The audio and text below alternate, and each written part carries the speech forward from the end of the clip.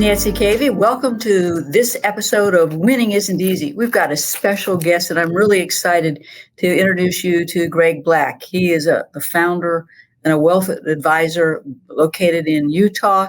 He has built Tencap Wealth Coaching to help people with the opportunity to learn about investments and retirement planning and to really look at their situation from a holistic level. Obviously, having a disability, particularly if you have short or long-term disability insurance, can impact that financial planning. So welcome, Greg. You're going to answer our questions today and give us a wealth of information. Thanks, Nancy. Hey, so tell us, what is a financial planner? Financial planner, from my perspective, is it takes the complex and confusing and breaks it down and makes it simple and understandable. Now, that's not custom in the industry. Usually what it happens is that most people walk into a financial planner's office and they leave more confused than when they walked in. A lot of industry jargon and lingo that gets thrown around. And from my standpoint, a lot of the industry is looked at as the more confused and overwhelmed an investor is, or a client is, the more profitable they are, because they're just become dependent upon the advisor to tell them everything. Where the name of our company is called Tencap Wealth Coaching, and it's coaching, not necessarily wealth management or advisors, because we feel like people really do need a coach when it comes to financial planning, because it does take the complex and confusing and breaks it down into something that's systematic and organized. So financial planning it can be a broad term, but it really should be condensed in a very simple process. So as you're doing a financial plan, what impact does having short or long-term disability insurance have on your financial plan? And then obviously, if they have to apply for benefits, how does that impact the planning? And when we look at a client situation, we want to have a roof of protection over the balance sheet and then a foundation of cash flow that really the rest of the financial plan is built on. So how money comes onto the balance sheet is the foundation of the financial plan. So if that foundation is weak or there's a disruption in cash flow, it really does shake the whole foundation of the financial plan. So a disability is the ability to produce income and to produce a solid, robust financial plan. And when that gets rattled or shaked, the whole building can collapse, so to speak. And so having that disability affect a financial plan, it's probably one of the biggest, if not the biggest threat to a financial plan, is the ability to fund and to create income on the balance sheet. So disability insurance then really has to be part of the foundation of a financial plan. Is that what you're saying? Yeah, absolutely. You want to look at that. We had an incident in our house where the foundation was a little bit shaky, where there were some creeks coming in, and we had flooding in our basement. Oh, crazy rainstorm. And you just think, doesn't matter how nice things are, if the foundation isn't settled and it's not secure, things can creep in and there can be a loss that's planted onto the balance sheet somewhere. So I think disability income insurance is a crucial part of somebody's financial plan because it protects, for most people, their most important asset, which is their ability to produce income.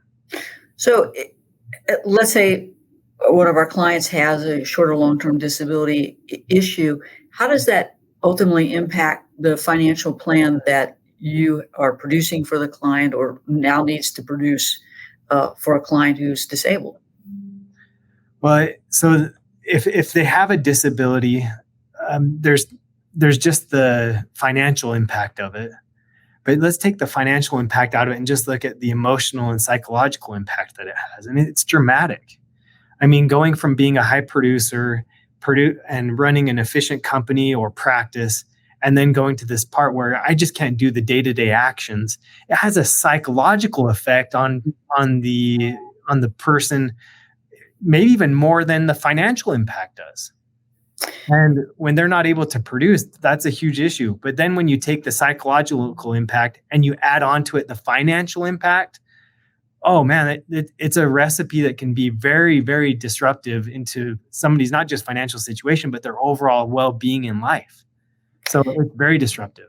I mean, that's really neat to hear because a lot of financial planners are only concentrating on the financial aspect of the impact of disability. And you're one of the first financial planners I've talked to who actually is thinking about and talking about the emotional impact that disability has on a person's identity and ultimately their role perhaps within their family. So congratulations. I think that's really neat that you're thinking holistically, and that's a part of your philosophy. Yeah, absolutely, Nancy.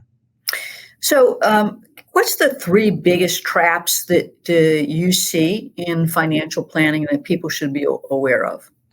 Well, the first trap, this may sound crazy because you know it can't be done, but the biggest trap that people fall into is to try and predict the future. Now, what I mean by that is that all of us have a fear of the future. Right. We fear what's unknown. And so the way that we try and compensate for a fear of the future is to try and find somebody that can tell us what's going to happen in the future. And, you know, we kind of scoff and laugh about somebody that puts up a billboard and says, all right, you know, free tarot card reader or free fortune teller. But yet you put somebody in a suit and put them in a financial planning office and they're highly respected. And so we've just got to come to grips that there's an incongruity here, that we can't predict the future. And it's almost like we have a screen that doesn't allow us to not ask questions that we want somebody to tell us a prediction about the future. So what's going to happen with the economy? Where are taxes going? What are the best stocks to own? All of those are really a screen from operating on a prediction needed basis. So I'm going to ask you a bit of a strange question in view of that response. Does disability make it more predictive? In other words, you know potentially that their income is going to be capped based on their disability, and you maybe kind of know that you've got to make up things, if you will, to maintain their lifestyle. So does disability, strange as it may sound, make this any more predictable? Well, from a standpoint of what we can predict, we don't know when a disability would happen, obviously. Right. However, what I feel like the job of a solid financial plan is to create just an impenetrable layer of protection, you know, looking at it as like a roof on top of a house, so that any unexpected life events can't create a loss that drip down into the home and disrupt the asset building or create more of a liability. So to the degree that you can protect against it, it does create some predictability in that no matter what happens with my ability to produce income, I know that income is still coming onto my balance sheet. Great.